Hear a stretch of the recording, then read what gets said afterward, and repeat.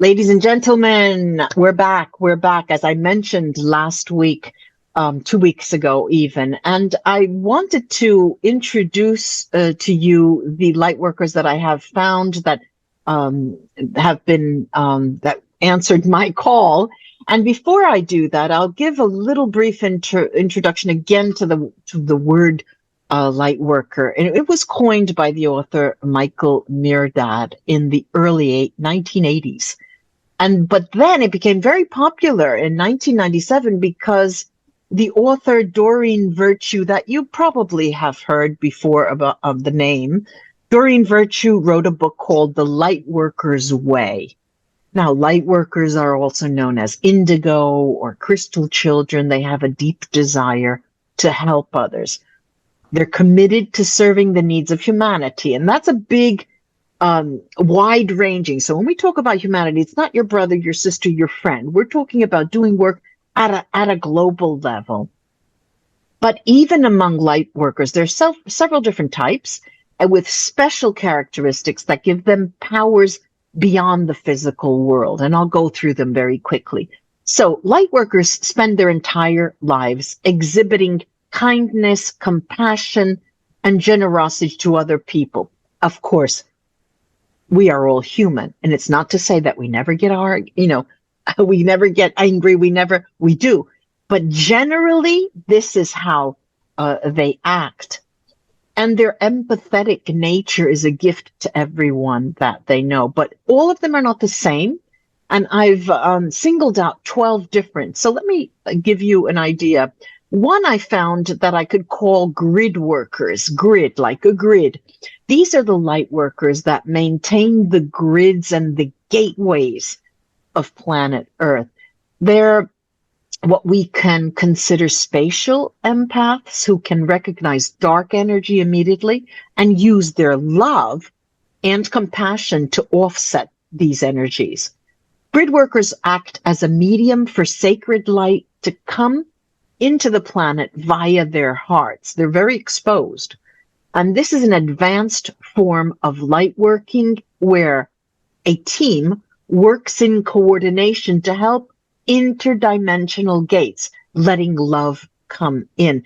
Now, this is the type of light worker that I'm defining as, and hence I've felt the need to gather others. Now, the second is a transmuter. Transmuters release their vibrant light in order to transmute any negative energy. They're highly evolved, and they're here volunteered to come from an ancestry filled with negative karma. So transmuters work along their ancestral lines to get rid of past family karma. They neutralize negativity and restore balance in the world. And you'll find that all these different types of light workers have this, singling out, distinguishing the negative energy, and then equalizing it and balance, and restoring balance. So the third is actually light keepers. The only job that light keepers have is to keep a sort of high vibrational frequency and a presence of love. And that's a tall order in and of itself. They shine their light to inspire and give home, especially in trying times. Light workers help humanity to evolve from a normal state to become spiritual guides, influencers, motivational speakers, people who transmute and give off a message to others. They have a natural ability to empower, to uplift, and motivate others. The next one is healers. Healers are very sensitive, super sensitive empaths with the ability to heal themselves and anyone who happens to come into contact with them. They're highly intuitive and have unique gifts that help them provide healing. They're clairvoyant and have psychic abilities that are most powerful when healers start to rely on their own internal guidance systems and heal themselves first. Then we have seers. Seers, they're also clairvoyant, Seers have a third eye open. Their third eye is open and use their psychic abilities to see the future, basically. They can see many timelines. This is extremely interesting. They see many timelines that are invisible to other people, and so they struggle with connecting to all people. Seers are also great manifestors, even when they don't intend to be. It's important that they watch where they direct their attention, because what they focus on, they bring to fruition. They're extremely fast manifestors as well. And then I found divine blueprint holders. Now, this is particular. All light workers have their own divine blueprint. We all do, even if you're not a light worker. And it's like a template that guides them to their fully awakened self.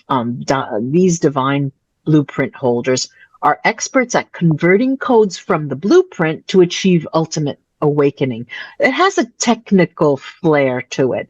These light works, these light workers use sacred geometry, what we call sacred geometry, and the Akashic records to gain deep understanding of the awakening codes. And their actions and the way they speak are intentional. They're meant to manifest their divine blueprint here on Earth. So, these are sort of the busy bees of the light workers. Then we have astral travelers, and many of you may have heard of this. Astral travelers are very adept at lucid dreaming astral travel. They have the ability to have out-of-body experiences, and many of you, I'm sure, have had that experience. And they know their purpose and use it to help humanity evolve. Astral travelers know how to travel to other dimensions, which is really interesting, via dreaming. And these, they're carriers of some sort, carriers of universal creative energy, and they generate innovation. They're also responsible for many art and technological inventions and advancement on this planet. Then we have 4 more. I found messengers. Messengers are generally communicators who rely on divine guidance, and they share important information with others by way of teaching, writing, or blogging. As simple as that, you might say, but it's not as simple as that. They're very transparent about their own journeys through the awakening process, and they guide others. These guides have an innate talent for getting the word out. They truly are communicators. Their efforts are directed to places where their light can make the biggest impact by sending messages of enlightenment, of spirituality, peace, and love to the world at large. And then we have manifestors, and the name itself can really tell you and give you an inside story of what they do. Manifestors are the creators of the divine blueprint. Remember the busy bees that I mentioned, the divine blueprint holders? Well, they create the divine blueprint, and they're experts at using their energy to attract whatever they want. Their end game is to open our collective consciousness using meditation and visualization techniques. It's important that these manifestors work from their hearts and use their skills for the good of everyone and not for their own personal plans. That's what differentiates a true manifestor and one who is not a light worker. They have to do their inner work to maintain a high vibration possible and remain in a flow state. Then we have these that I call way showers. Way showers influence good in people by practicing what they preach. They walk the walk, they talk the talk, living in their life. They live their life authentically, and they carry life, love and light wherever they go. These light workers are vulnerable. They're genuine. All light workers are vulnerable because they become the target of a negative energy. But these are vulnerable, genuine, empathic, compassionate, and they're committed to being the highest versions of themselves so they can inspire other people to do and be the same. Then I have unifiers, and true to its name, unifiers are the connectors of the world. They bring people together by finding commonalities within differing philosophies. Unifiers break down things down to an easy to understand way, promoting connectivity and inclusion. And they do this by small pieces, taking small pieces from any philosophy, all philosophies, and helping people to see the ways that they're interconnected and that they're much more alike, showing that they're much more alike than they are different. These are the unifiers. And the last I found are Ascension guides. These people are adventurers. And all the people in the group of 6, 2 are not present in this part of our video, are overlapping in the as an ascension guide, because they are the Captain Kirks of the soul world. They have their specialization is and to be an explorer soul. They are explorer souls. They're adventurers, always looking for new ways of doing things. They believe there's a world of possibilities if we just think outside the box and consider interdimensional ways of broadening the vision of the future. Ascension guides don't take anything at face value. They urge people to move past stereotypes, past internal biases, and the hidden meaning behind meanings. And they're visionaries. Ascension guides are visionaries who learn from their own experiences and use these experiences to guide them towards heightened enlightenment. And that's the little introduction that I wanted to communicate to you. And now I'll give the floor. And starting with, I'll go around and start with Natasha. Natasha, you have the floor. And I might stop you every now and then and ask you a question. So go on. Okay, thank you. Hello, everyone. My name is Natasha. I'm glad to be here with you, but I'm a bit nervous at the same time. So I hope that you will be able to stay with me. I was told to share the things that helped me raise my vibration, and I had to really thought about it because I wasn't really spiritually raised, and raising my vibration wasn't intentional for me. At the time, I just wanted to feel better dealing with all these negative emotions. But then last year, I had this, I believe, spiritual awakening, where things were happening to me that I couldn't explain. I was in a retreat in some high vibrational place, and a lot was happening to me to the point that I was seeing images in my mind, like sacred geometry images, and they were guiding me how to go forward. I was at that time I was in a gong bath, in like really relaxed trance state. I was completely relaxed.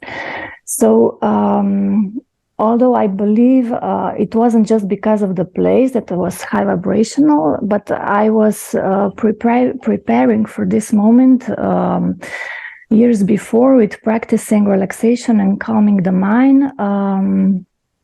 Although I wasn't really practicing very regularly, but anyway, I think for me, the calming the body and the mind were the most important things that helped me to connect with my higher self. So the key things for me were just breathing, any kind of breathing technique that prolongs the out breath, Along the breathing, music was also very important. So different healing music I picked up intuitively. So with breathing and calming down the body and mind, my emotions started to arise. So just observing the feelings and breathing through them was another important thing at the time for me.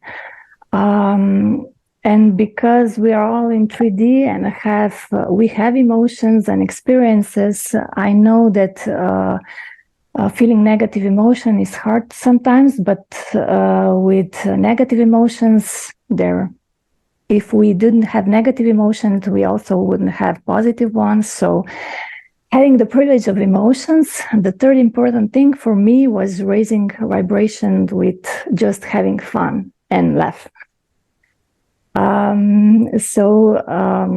I think these things were just how to calm, I would say just how to calm the mind and the body. This is the most important thing for connect better with intuition. If maybe, I don't know, for the end, I was, because learning more about spirituality, I sometimes use prayers for the highest good.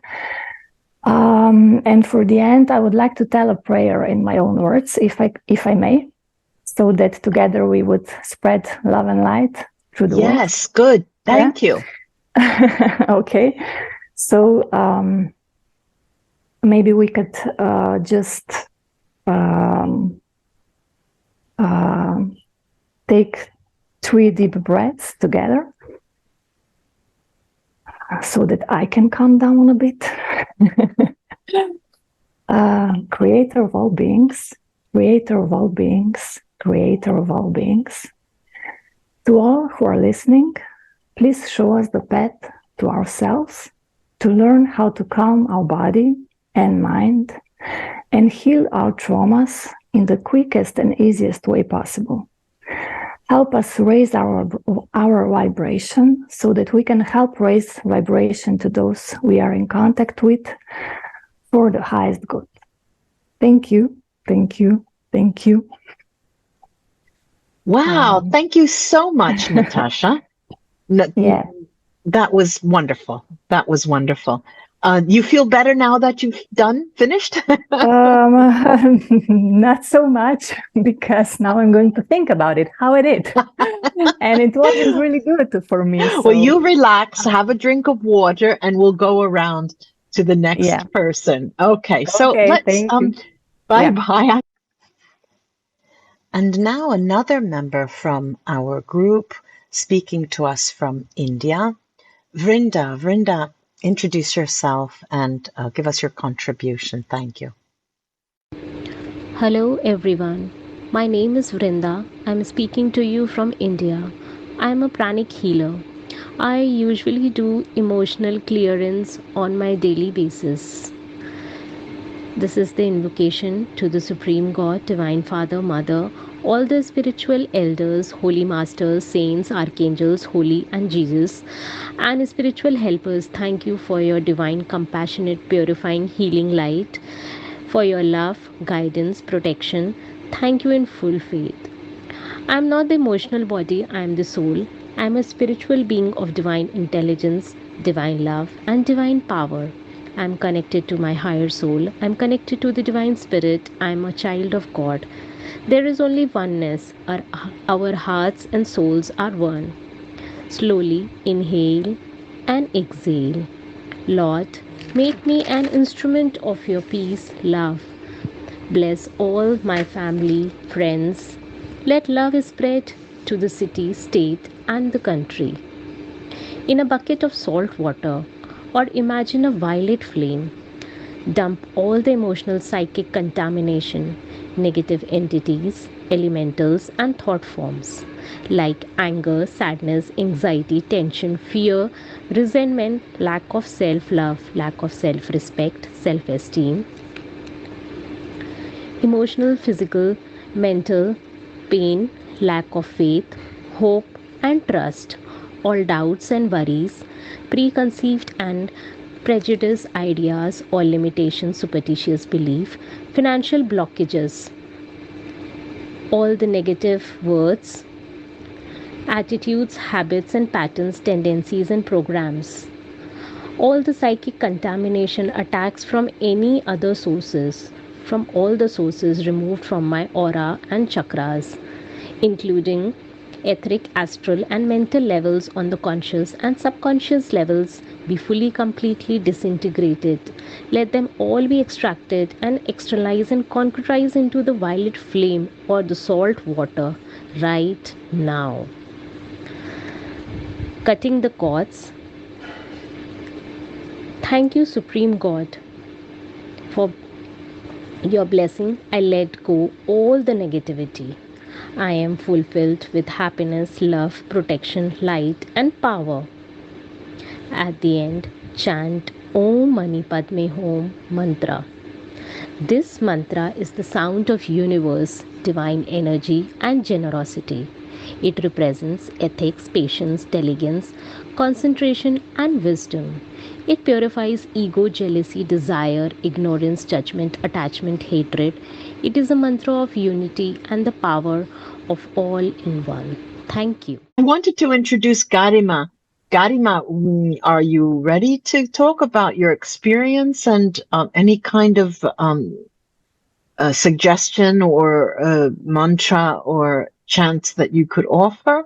You have the floor. Absolutely, absolutely. I hope you can hear me. Yeah. So I'm Garima, and I'm from India. And first of all, thank you so much for having me here. I was so looking forward to kind of a floor, a medium to which I'm able to reach maximum of human lives. And all thanks to you for having me here. So uh, today I just wish that we are able to create positive aura as much as it's possible for me to reach out to each and everyone. So I think let me introduce myself. So I'm one lucky soul that since I belong to a very religious family background, and you can say that the seed of spirituality, it's in me when I was very young. So kind of innate, inborn. And always I used to think that why there's some humans who are like able to find this spiritual net at early age, and why some people are still finding it at their late 30s and 40s. But then I was trying to find the answers within. And then I could see the light. I could see that there is a purpose. My soul has a purpose. And but I couldn't reach many. So what I started off with, that let's start with one. That is me myself. And I have been practicing few things because I believe a lot that the power of mantra, the power of sounds, what we create, it matters a lot. And you're absolutely right when you said that where there is seeking of positivity, the negativity automatically is there, like two sides of a coin. So my approach is always towards let's first try and negate the negativity. Let's come on a ground zero and then try and move forward. Right. So is there anything you want me to answer? Or let me just start off with my prayer routine. Sure, Garima, just continue as you would like. Yeah. So what I do, what I start off with, we can continue with a lot of discussion, but let's just cut it short with the important things. What I start off with, that I start with the Buddha singing bowl. I just give the sound so that I'm able to clear the aura, and I just fall upon the positive aura, which I call in my language the Arogya Prahar, the Arogya Shakti kind of an aura, violet fire, ultraviolet around myself, and then I start off. So in that, the singing bowl helps me, first of all. That's my first thing. Then I just call upon the energy of Lord Ganesha, first of all, by saying at least 108 times. I say Om Ganeshai Namah. And that is that, O Lord Ganesha, I believe you are there, but right now, wheresoever you are, in anywhere, in any astral plane, please, I am calling upon you, come over here and watch me and guide me on the righteous path. And then I start off with my Om Namah Shivaya again 108 times. It is Om Namah Shivaya, Om Namah Shivaya, Om Namah Shivaya. That continues for 108 times, because I believe that Shiv and Shakti, the male and the female, this earth, this universe, everything is balanced by both male and female energy. And whensoever we are calling upon or doing some kind of positive prayers, invoking them, the balancing of the male and female energy is very important. So I start off with the male Om Namah Shivaya energy, and then I call upon the female energy, right? And that female energy through the Nirvana mantra. And then basically my main mantra chanting goes off with the Gayatri mantra. So I would like to recite it 3 times for everyone. And I pray to the Lord Almighty, to Creator of all beings, that it reaches to everyone who is hearing this, to whosoever not hearing this, it goes off infinity, it goes off everywhere. Okay, so I'll start off with the Gayatri mantra. Om Bhur Bhuva Swaha Tat Savitur Varenyam Bhargo Devasya Dhimahi Dhiyo Yona Prachodayat. Om Bhur Bhuva Swaha Tat Savitur Varenyam Bhargo Devasya Dhimahi Dhiyo Yonah Prachodayat. Om Bhur Bhuva Swaha Tat Savitur Varenyam Bhargo Devasya Dhimahi Dhiyo Yonah Prachodayat. Aum. Shanti, Shanti, Shanti.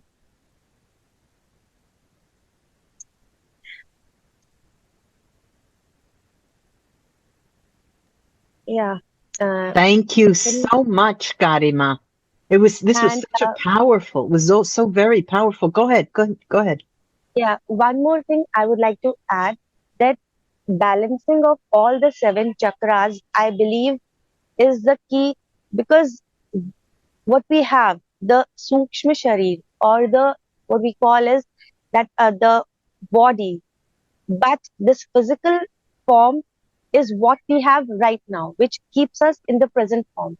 That is true that there was a past life, there are going to be the future lives, but what we are living right now is this present human body, right? So what I believe, that whatever the collections we have from our past lives, the good karmas, we will be able to manifest it, we will be able to escalate it only when this present body is in the best form. So for that, the balancing of the 7 chakras is very important. And I believe that each chakra represents one body. That makes that we have 7 bodies, right? So it is as much important to balance all the bodies which are behind this physical form. So for that, the balancing of chakra, or what we call in our Sanatan Dharma, is Kundalini.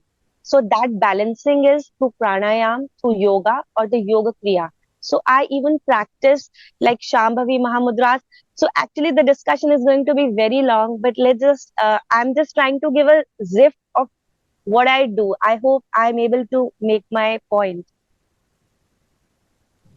Yes, Garima, this is wonderful. The idea of chakras recently, and well, in the past 7 or 8 years, the notion of how many chakras we have changes. So no matter what you think about the number of chakras, the idea remains the same. Thank you, Garima. And now I pass the floor to another member of our group, Sunny from the US.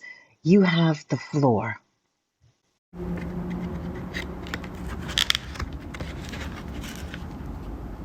Good evening, and I hope this finds all of you well.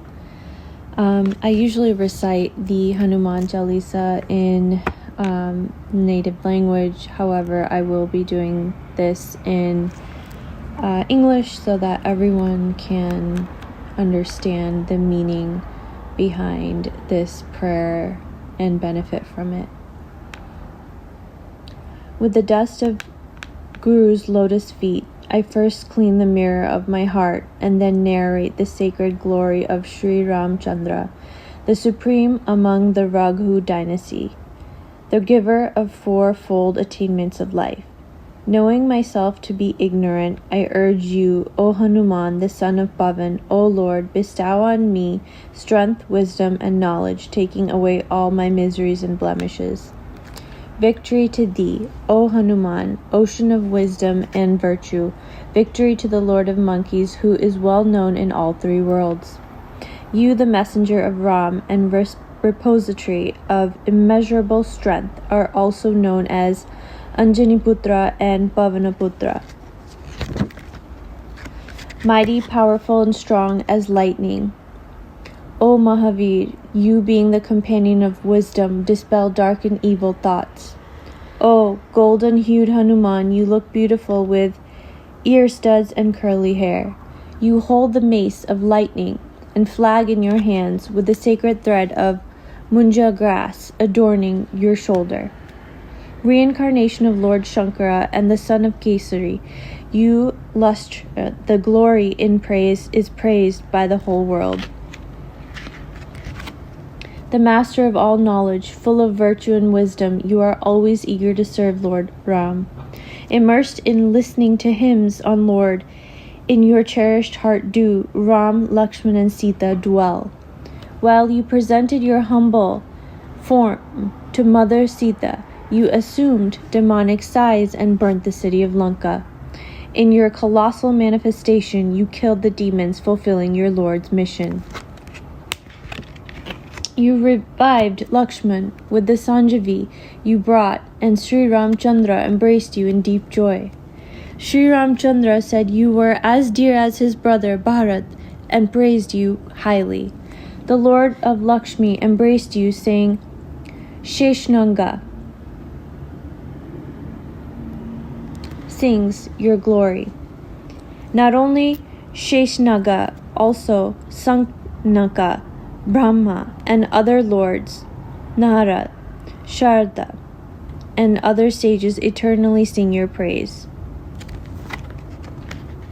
What to speak of poet and seers, even Yama, Kubir, and Digpal have no words to praise your glory. You helped Sugriva win back his crown with the blessings of Rama. Vibhishana, accepting your counsel, became the king of Lanka, is known throughout the world. You swallowed the sun millions of miles away, taking it to be a sweet fruit. Keeping the Lord's ring in your mouth, you conquered the mighty ocean. With your grace, all the impediments and the difficulties in the world can be overcome easily. No one can enter Rama's abode without your consent, O sentinel of the Lord. By your grace, one can enjoy all happiness, and one need not have fear under your protection.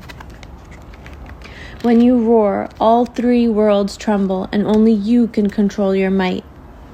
Evil spirits cannot come near your devotees, Lord Mahavir, who chants your name. Chanting your name constantly, O Hanuman, one can be cured of all disease and pains. Hanuman keeps one who has him in his heart, deed, word, and meditation free from all trouble. The ascetic king Sri Ram is the ruler of all, and you even accomplished all his missions.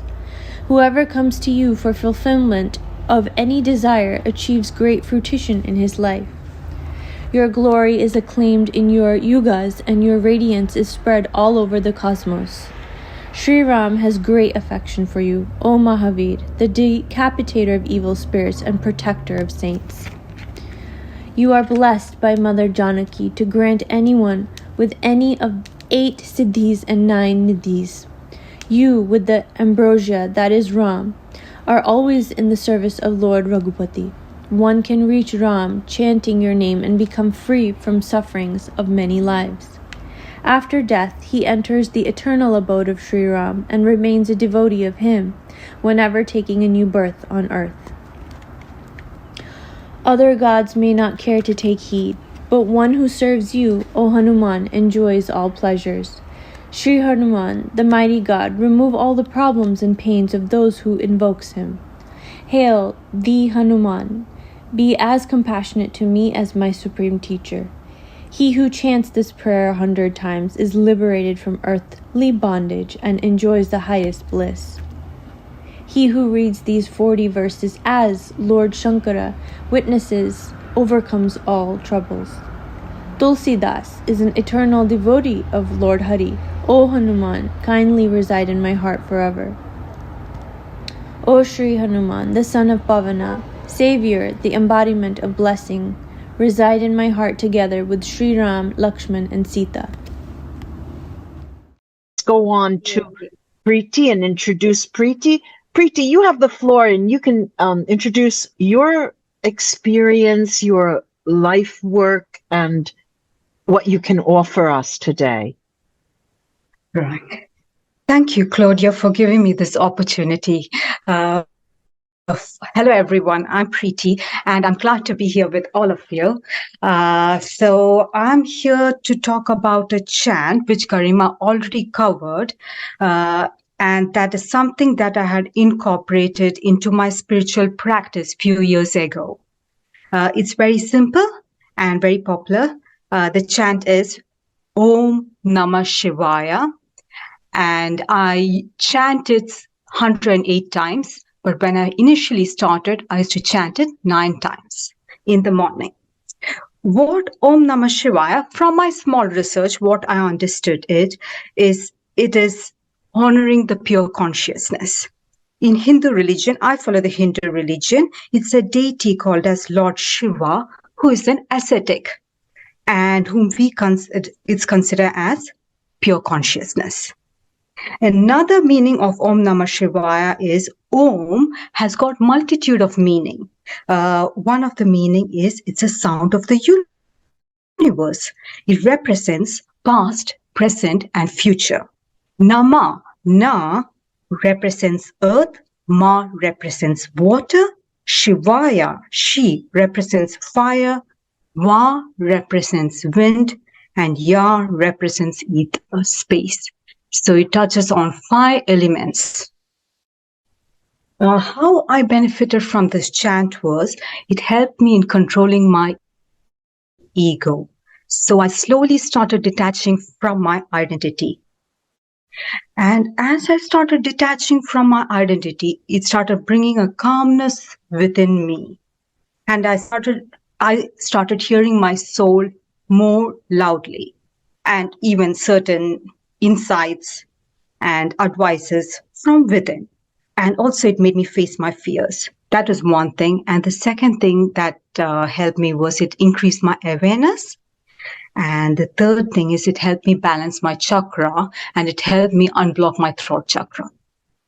Okay, so this regarding Preeti, the chant. Preeti, excuse me, let me just interrupt. You said Yes. Your Avenas you mentioned. I didn't. Can you explain that? Which one? What you just said. You said it improves it heightens my Avenas. Did I hear? Because it blocked out the sound for a moment. Awareness. Can you explain what that is? Awareness is basically the surrounding around me, people around me. I work with lots of patients, so I could see more into what the patient wanted, because only few of the things the patient verbally expresses. There are few things you have to see through them. So that's what it was. So it increased my awareness. I could see through many things. And because I'm sorry. I understand now the awareness. Before the word blocked out, I couldn't hear it. Awareness. Yes. I'm sorry. Go on. Keep talking. I'm sorry I interrupt. Right. So I'm going to start chanting now for 5. I'll do the chant for 5, and you can all join me for that. Okay. So just 3 pointers. So before we start, first thing is the head, neck, and the trunk will be in a straight line. And the second thing, before we chant, we're going to take a deep inhalation and we exhale out as we chant. And the third thing is, while chanting, we are going to focus on the vibration of the sound. Okay, so I'm just going to start. Om Namah Shivaya. Om Namah Shivaya. Om Namah Shivaya.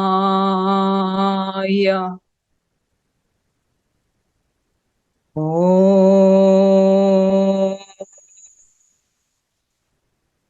Namah Shivaya.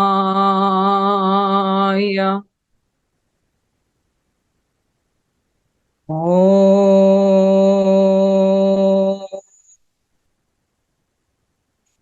Namah Shivaya.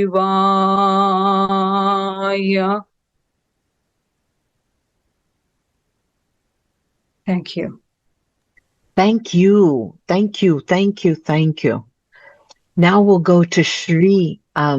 Last but not least, Shri. So you have the floor. Hello, Christelle. Thank you so much. I'm Shri. I don't know if I can call myself a light worker yet, but thank you for the email. It was great connecting with everyone, and I just wanted to put forth a couple practices that helped me start off.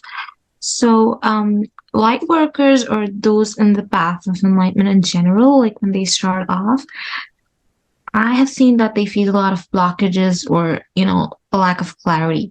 So there is an Indian belief that when your ancestors are at peace after passing, they are able to get you to enlightenment. And when there is a blockage in their passing, or like if they are not at peace, it creates blockages. So it happens to like a lot. And also when one is a natural healer, you tend to attract people and energies and souls that need healing, even if you are not capable of it instantly. So starting off prayer would be to call upon Archangel Michael and Archangel Gabriel and ask them to clear your space, your energy, and heal your ancestors. So that sets the foundation for your own upliftment and enlightenment. So your spiritual beliefs, religion, or practices don't matter. What you can do, they're just there all the time. You just need to call upon them, bring your heart to tranquil. So there are like a lot of practices, but it's not possible or practical for one to like practice them every day. So just bring your heart to tranquil for like a few minutes, call upon them, and you would like feel a sense of lightness, or rather a coolness, I would say. And when you call upon them, you ask them in your own words, or so I find it difficult to stick to a set, it's just my experience, but I find it difficult to repeat a same set of words every day. So, and I also feel that sometimes when you get repetitive, you might lose intention. So focus on the intention of asking them to remove those entities and energies in your space and the souls or the energies that have come to you for healing, you ask you ask Archangel Michael and Archangel Gabriel to send them into light while protecting you and giving you guidance through the session of your practice that day or just in general. So do that on a daily basis, like at a set time, either in the morning or in the evening. So you kind of have an acquaintance with angels, and it eventually helps you in understanding like how energies work. And then they don't leave you after like a few minutes of prayer. They stay with you through the day, and it makes working with angels easier. So bring the intention into your heart of calling upon them and asking them for clearing your space, healing your ancestors, and any other negative entity or energy that might have, been in your space. So doing that for maybe a couple weeks to months, you must feel like a lot better working. And whatever your personal practice or path is, it definitely is like a great starting point, is what I believe. Great. Thank you, Shri. And here too, just like the chakras and the number of chakras that have changed and is changing over time and the future will change as well. The notion of angels in different cultures have different clarifying words. Many call them guides. Many call them simply spirits. Many call them light. But angels is probably a term that's widely known the world over. Thank you so much for this. And even though Shri mentioned I find it repetitive, it lacks intention, this goes to show you that every single light worker, every single person has a different practice, what suits them, depending on their lifestyle. Does anyone have anything to add? Natasha? Yes. And Shri, go ahead. yeah. So, well, actually, it is ideal to have a set of words or like your prayer, but it's just that there was a time that I was going through extreme anxiety and I could not focus on, the same thing. So that is when this helped me. So this is like a very basic beginning. It's great if people can do it, but to start off when you're like really lost, this is what helped me. It's not like something that you do your whole life. To begin with, I thought it's great. And yeah, I'm all in for prayers and repetition. That is in a sense towards enlightenment, but yes. Mm-hmm. Yeah, well, like I often say to everyone, this is where we are today. This is how we are today. This is what we do today. Obviously, you should expect your ideas to change. The way you work on yourself and with others will change on the basis of your experience. Well, for now, ladies and gentlemen, this is what we can offer you, and we'll be back as a group on a regular basis. Bye-bye. Namaste. Thank you, Christelle. Bye. Bye-bye.